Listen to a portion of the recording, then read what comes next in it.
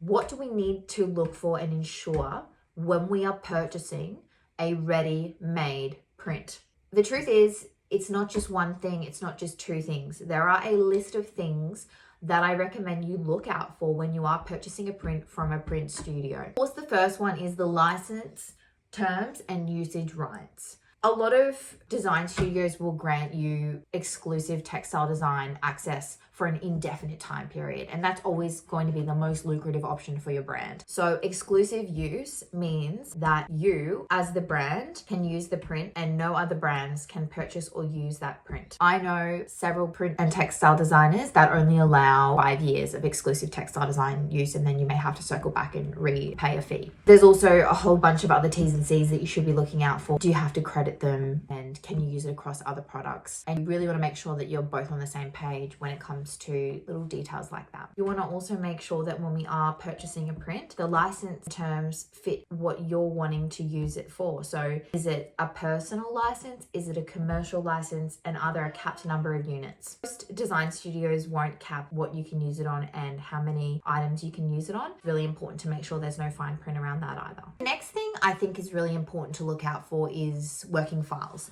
I know a lot of the bigger print studios will provide the working file. So they'll provide you a Photoshop working file or an Illustrator working file, which is really great because while you may not have the technical skills to go in and edit and make changes, you may down the track. And it's really important to have that flexibility. If we are paying for a print in a year's time, if we say, hey, you know what, let's do it in blue, you want to be able to have that working file. It just provides so much more flexibility for you in terms of changing the colors, the motifs, and the scale. It's not always necessary to obtain working files from your designer, though it is really handy to have them in case you do want to make these changes down the track. Unless you are confident you can make the changes, I highly recommend asking your designer to go back and make these changes, especially if they are large changes in motifs. You don't want to be making changes that are going to affect the repeat of the design. And you also don't want to create issues in the print that weren't there before. Creative integrity, the fun one. Okay, so what do I mean by that? When we're purchasing a print, it can really be easy to fall into the trap of seeing a bow print and then seeing a studio produce a similar bow print and just buying it because you've seen it before, it works, and you're excited by that. But I think it's important to go, hang on, you know what? That's a little bit similar to a competitor's last season, or that's a bit similar to something that I've seen or that I'm seeing, and I want to steer clear of that. Another really important thing is the file in high resolution. Are we able to scale that file up and scale that file back down? When you're working with a lot of smaller independent designers, they may not have their motifs in a high enough resolution for you to scale it up the way that you truly envision. It all just depends on how they've scanned and edited their motifs and the size in which they did that, especially if they're editing their design in Adobe Photoshop. It's important to make sure that we are happy with the scale that the print has been provided in on the outset. So say the repeat file that we've purchased is a 20 centimeter repeat, but we want the repeat file to be larger. The print would need to be provided in a larger file initially, and then we can scale it down. It's always easier to scale a print down versus scaling a print back up again. Instantly downloadable files. How long do we have to wait for this design? I love the idea of being able to log on, purchase a print, and get that downloadable file. Ultimately, it's not realistic. All the big print design studios generally will allow you to purchase the print, but then they will send you that print within the coming days and confirm whether or not you actually have it, because what may happen is somebody in an in-person appointment may sell the design and not updated their back-end system just as you are purchasing it online. So you're not always guaranteed the print that you've purchased from one of these print design studios until they've actually sent the file over. So sometimes you can get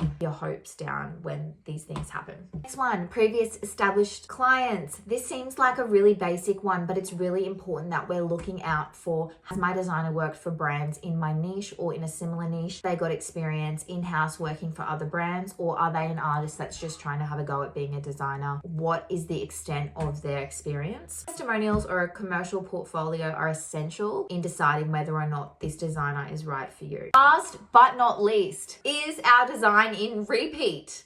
That is probably one, if not the most important thing we need to be checking for when we are purchasing an artwork file for print and textile design. A repeated design repeats seamlessly without visible edges or white lines, creating a cohesive pattern. I really believe that by considering all of these factors, you can truly make an informed decision when you are purchasing your print design.